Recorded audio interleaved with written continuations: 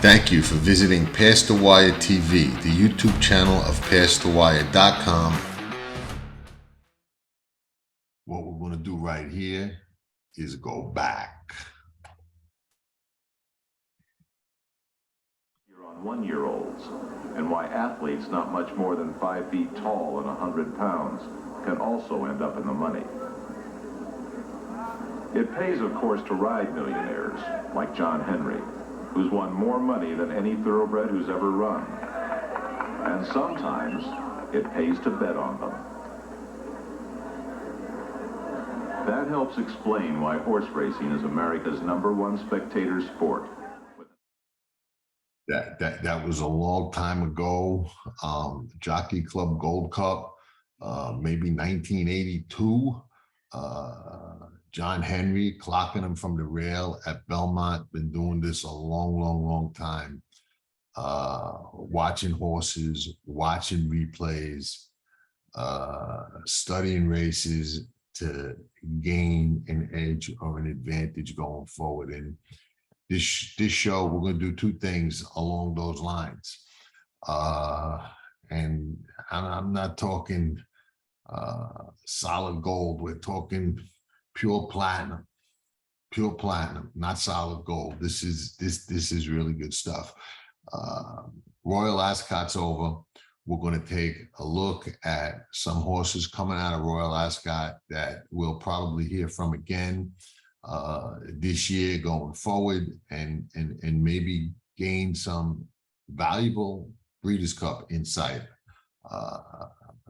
Never too soon to start thinking about those kind of things, and start learning about the competition.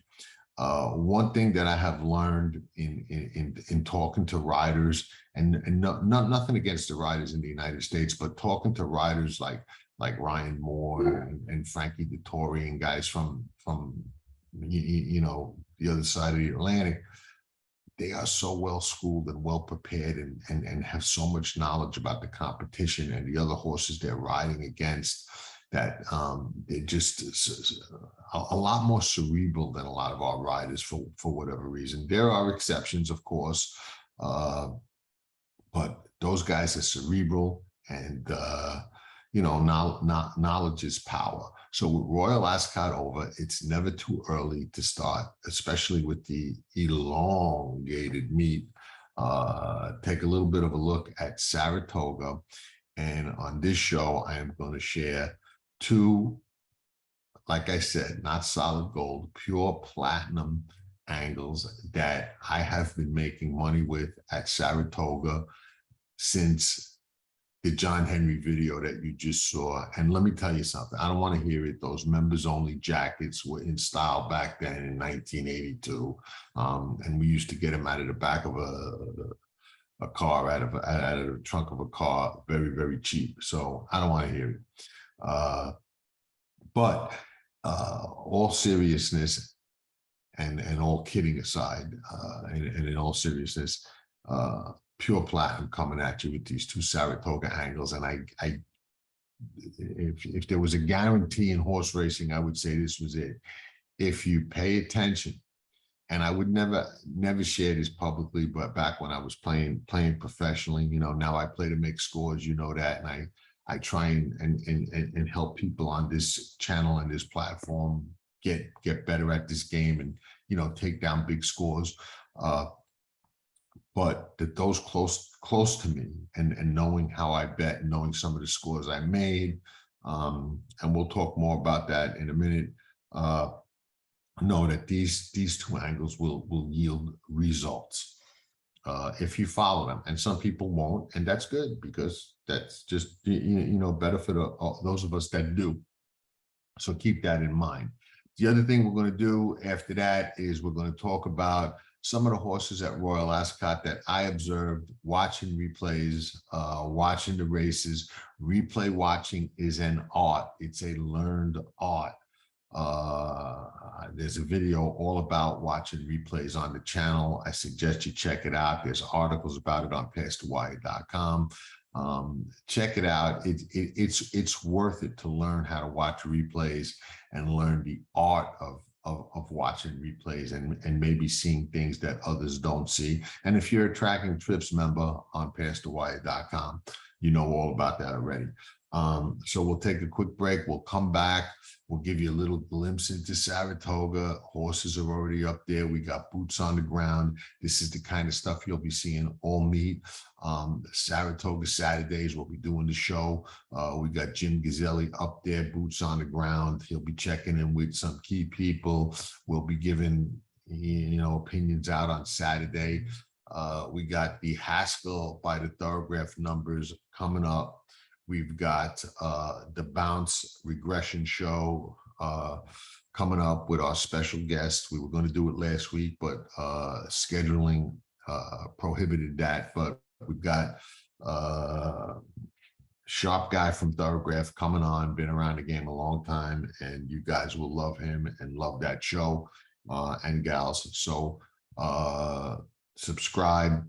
Hit the like button. Don't miss that episode or any of the other great stuff we got coming. So hang tight. We'll be back with two very, very powerful, long proven, pure platinum Saratoga angles. We'll take another break and then we'll talk about some horses to watch and pay attention to coming out of the Royal Ascot races. So hang tight.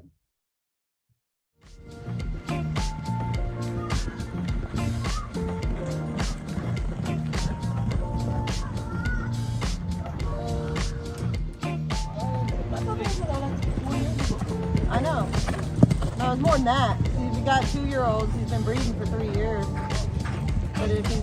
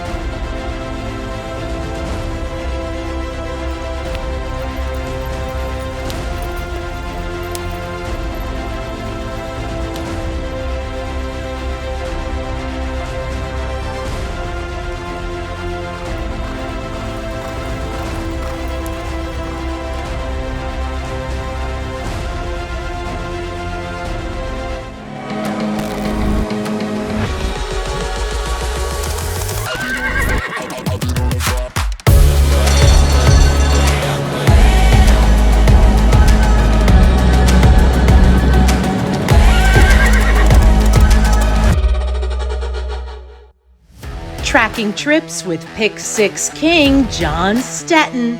It's one of the best tools in horse racing for any level of player. It's your second set of eyes, spotting troubled trips, betting angles, track trends, horses to watch, and favorites to fade, 10 figs, ticket structure, and more. At Tracking Trips, you're a friend with benefits. Not a member? You must hate winning money. Join Tracking Trips now. Visit pastthewire.com and we'll see you in the winner's circle. Remember, nobody does it better. It is here, the big day, the day almost all of us in horse racing wait for, Breeders' Cup Saturday. It looks like we're going to see some really, really impressive races on Saturday. It starts with the filly and mare sprint. One of my stronger opinions on the card is Goodnight Olive to start things off. I think she gets a perfect trip. Goodnight Olive, 6 in a row and a Breeders' Cup champion. We've got Modern Games going in the Turf Mile for Godolphin. The Godolphin and Aidan O'Brien horses we said on Past the Wire TV all week long on the backside. Those two contingents stuck out from all the rest. Modern Games looking for a big race from him. Modern Games storming down the center of the course. Modern Games, a two-time Breeders' Cup winner. You bet he is. That is Rebels Romance, who in my humble opinion is one of Godolphin's better chances this year. Rebels Romance is a very, very good looking Godolphin horse that can absolutely win this race. Rebels Romance is a must use.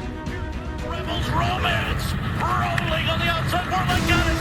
Makes her bid down toward the inside. Rebels Romance down the center of the course. Has it close to home. Rebels Romance wins the turf over Stoney. We got Flightline that they're putting in the best ever category. There's no question that the race he ran in the Pacific Classic is one of the best races we've seen any racehorse run ever. It is Flightline. It is mind-tingling, jaw-dropping, awe-inspiring, Secretariat-like Breeders' Cup Classic win. He won it by 8 lengths on the wire.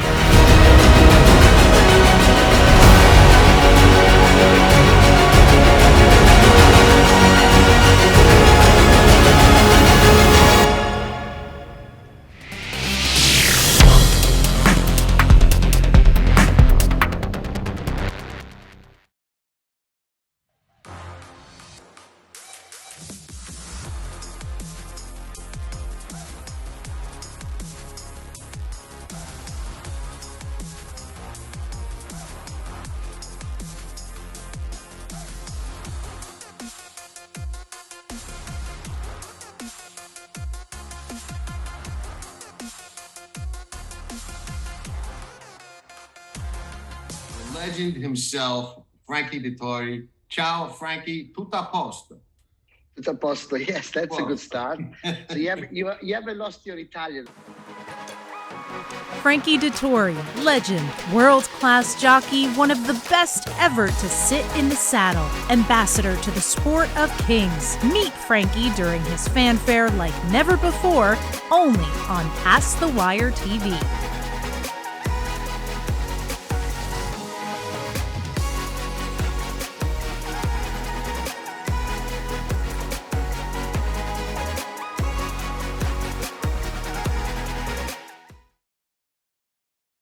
You know, I loved Modern Games in the Breeders' Cup last year at Keeneland when he won. But, you know, when he ran opening day at Royal Ascot, and I liked him in the day he won, you know, after he got beat at Keeneland, when that horse got away from him, what was it, Chez Pierre? I liked him at 3-1 in that race at Keeneland.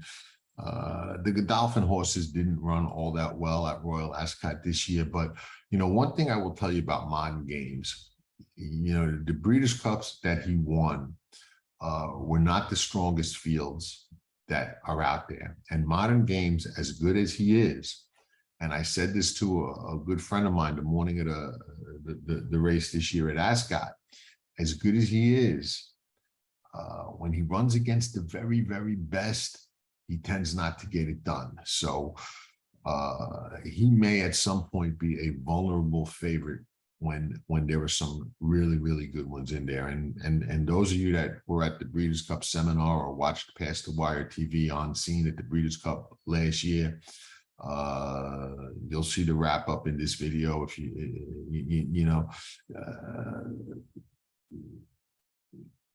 know, I like him, but you got to be careful with him because he's not able to beat the best of the best. A filly that was absolutely spectacular at Royal Ascot, didn't win, run second in Spiral. Jon and Thaddy Gosden's filly that Frankie rode, run second off a year layoff from Ascot. She's a monster.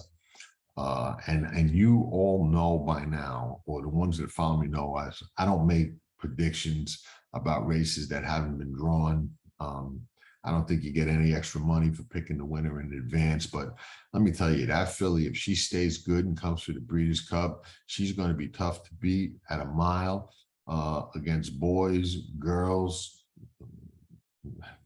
cheetahs, gazelles, giraffes, doesn't matter to me. She's a running lawnmower of a filly. And the only filly that might be better than her might be the other Gosden filly who didn't run at Royal Ascot, had a little setback, is Emily Upjohn. She might be even better than this in Spiral. So those are two lawnmowers, monsters. Look out wherever they show up. And if the Gosdens, and now it's Jon and Thaddy, it's him and his son. But if they point either one of those fillies for the Breeders' Cup, and I so hope that they do, look out, because they can run, they can outrun the boys, they can outrun the girls. They're just, at this point, a lot better looking than anything that we've got over here. Maybe Equinox, who also won this weekend, might be that good. They're talking about him being the best in the world. What is he, 4 in a row now after winning Sunday? Sticking to the Royal Ascot horses, in Spiral was super impressive, off a year layoff from Royal Ascot, comes back Royal Ascot, runs second, just got beat, but she had every right to need that race. She's going to go forward, and she's just monster material. But let's talk about some other horses at Royal Ascot. The Prince of Wales, okay? The Prince of Wales looked like it was going to be a showdown of the ages, and it didn't really turn out that way. Moose Tadaf destroyed the field, and I think exposed Adiyah a little bit. I don't think he's the same as he was last year and the year before. Bay Bridge, I think, is a cut below some of the better ones. Luxembourg is a hard horse to gauge. Very talented when things go his way and he gets the right trip. Capable of very, very big races, but also capable of throwing in a clunker now and then. So I don't really, know how to deal with him. But he'll be a race by race basis. But he's what I would call an in and outer, not an ultra consistent horse. An up and comer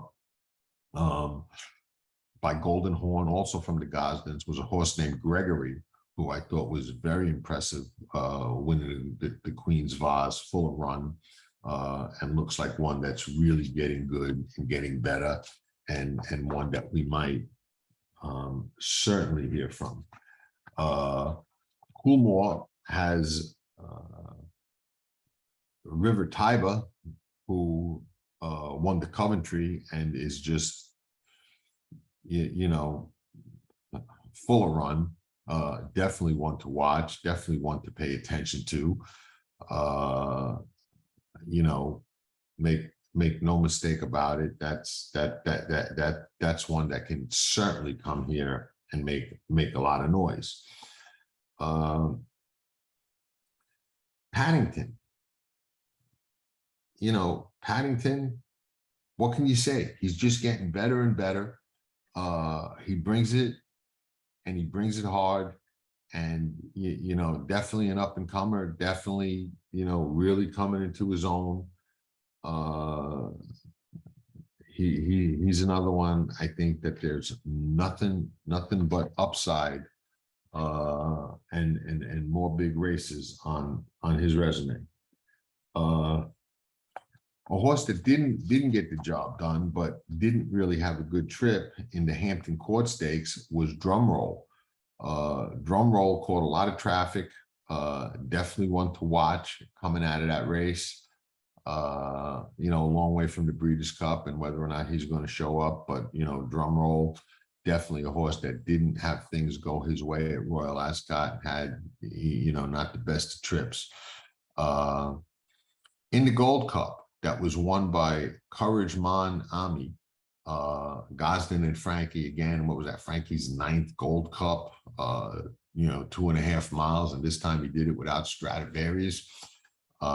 That's a nice up and coming horse, but there are not many that, you know, run 2.5 miles. But who really impressed me out of that race was the filly, Emily Dickinson. She did a lot of the heavy lifting in that race at 2.5 miles. She was on the lead, tough to go uphill, downhill, and that far on the lead against the boys. She was up on the pace. She did an awful lot of heavy lifting.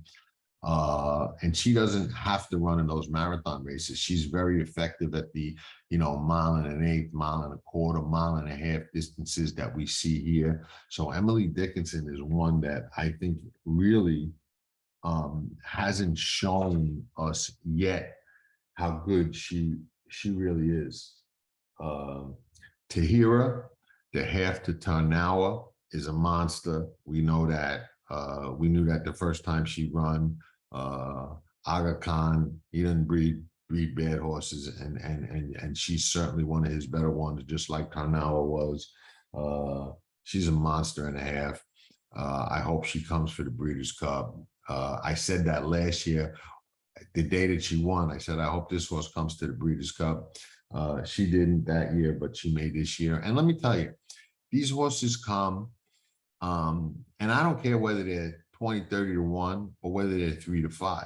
A winner is a winner. You know, if you've got a 3 to 5, you know, monster in the pick 6 or the pick 5, and, you know, you single them and you hammer the thing for 10, 20, 30, 50, $100, even 50 cents, whatever you're betting, you know, a single that gets you home is a single that gets you home. So it doesn't matter to me. There's going to be value there no matter what happens. So Tahira is definitely a serious filly. The King Edward was interesting.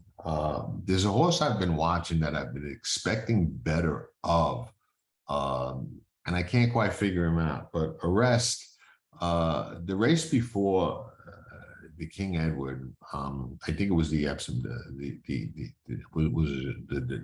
Derby over there.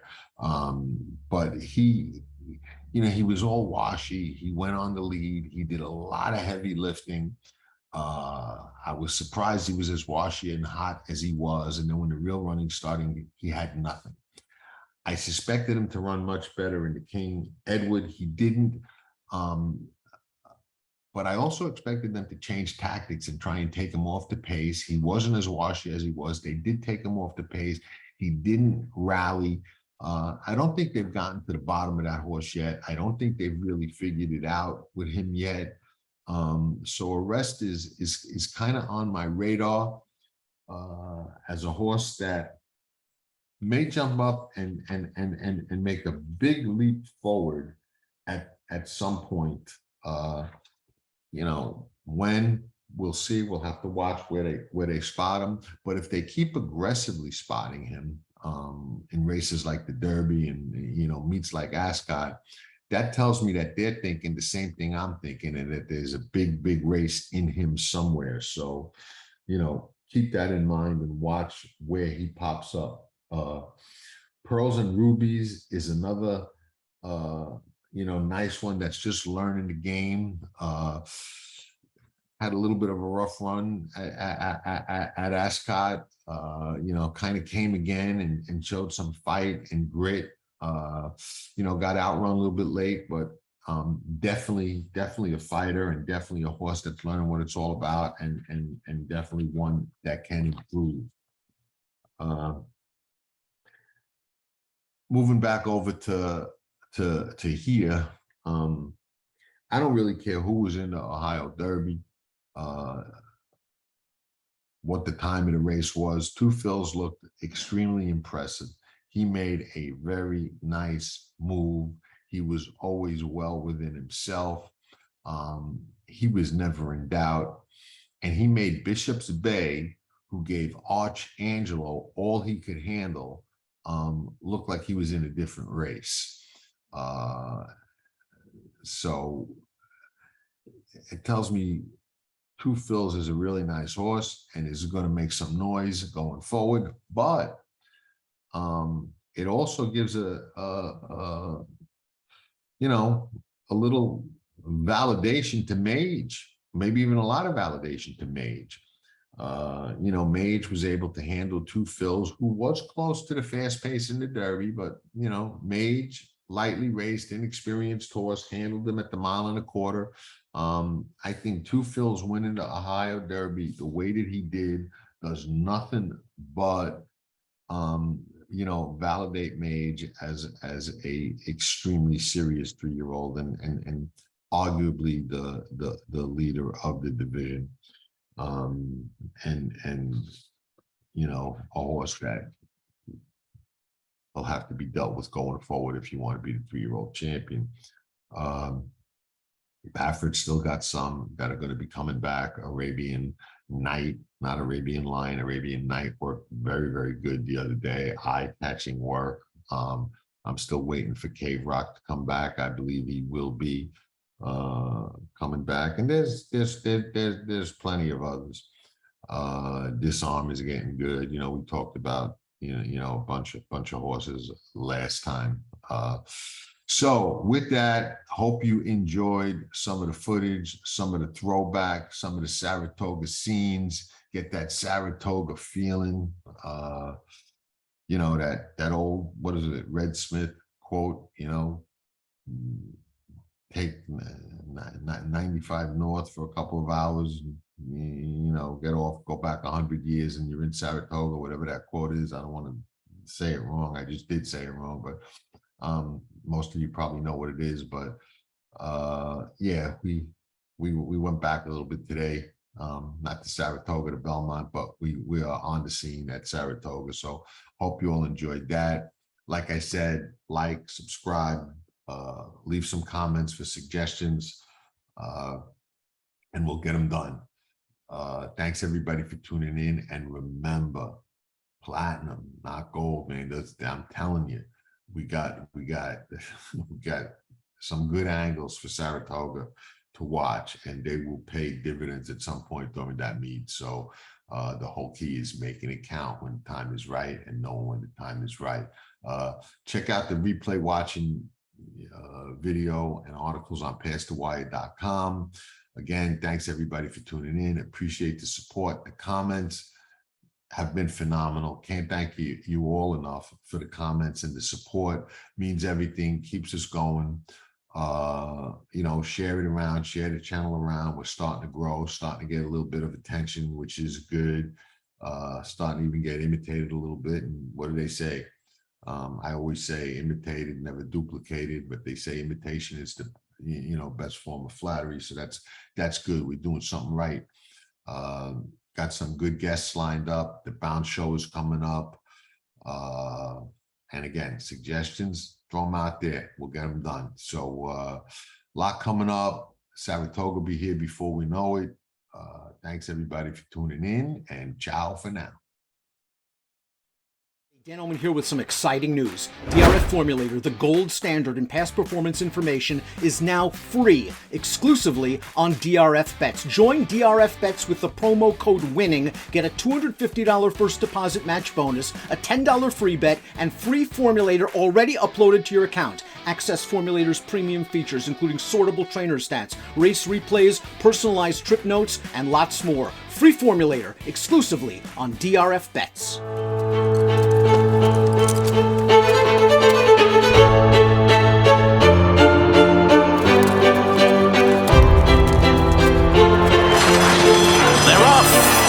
In the Breeders' Cup Classic, Vino Rosso has taken the lead, and it's a vintage performance by Vino